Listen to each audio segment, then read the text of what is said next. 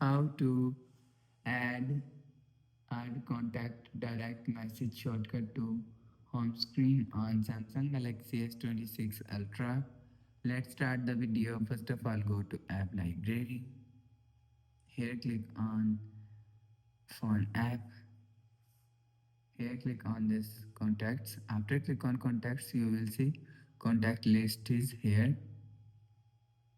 So you will select contact from here.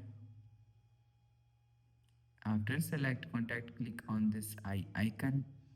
After click on eye icon, click on more. So if you want to add contact to home screen, after click on add to home screen, you will see direct messages here. Click on direct message and click on add. After the process, go back to home screen. You will see direct message shortcut is add on home screen. After the process, go back to home screen.